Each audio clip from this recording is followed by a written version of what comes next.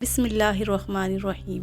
آج کی میری گفتگو کا موضوع ہے ایک عابد اور شیطان کا واقعہ۔ ایک عابد نے دیکھا کہ بنی اسرائیل میں کچھ لوگ ایک درخت کی پوجا کیا کرتے ہیں۔ اسے یہ دیکھ کر بے حد غصہ آیا۔ وہ گھر گیا اور اس نے کلاڑی اٹھائی اور درخت کاٹنے کے لیے چل پڑا۔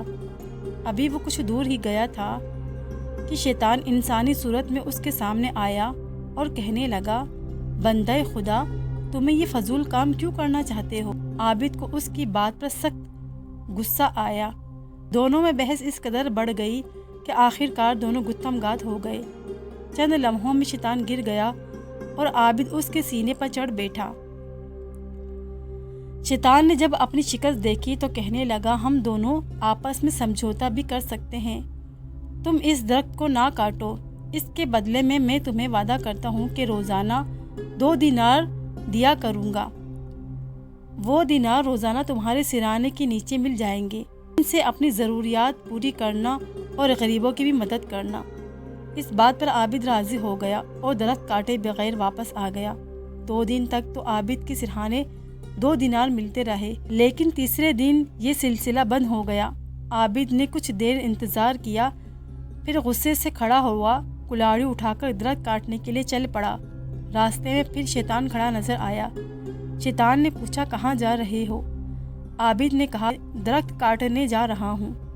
شیطان نے کہا، میں تمہیں ہرگز درخت کاٹنے نہیں دوں گا۔ وہ دونوں ایک بار پھر گتھم گات ہو گئے، لیکن اس بار شیطان نے عابد شخص کو چت کر دیا اور اس کے سینے پر چڑھ گیا اور کہا کہ اگر تو نے درخت کاٹنے کا سوچا بھی تو میں تجھے جان سے مار ڈالوں گا۔ عابد نے ڈر کے مارے کہا، میں تم سے وعدہ کرتا ہوں کہ اب درخت کو ہاتھ بھی نہیں لگاؤں گا، بس تم مجھ کو چھوڑ دو اور یہ بھی بتاؤ کہ پہلی بار تم ڈھیر ہو گئے تھے مگر آج تم نے مجھے چت کیسے کر دیا؟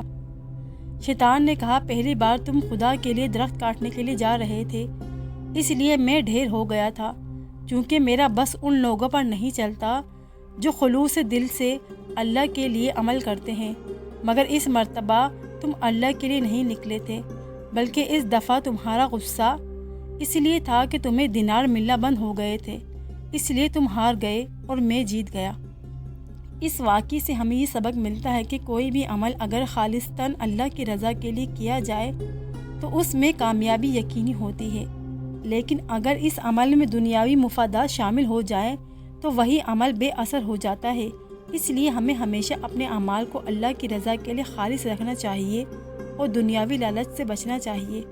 اللہ تعالیٰ سے دعا ہے، اللہ تعالیٰ ہمیں بھی سچے پرہیزگار لوگوں میں شامل فرمائے اور اپنی آخرت سنوارنے کی توفیق عطا فرمائے۔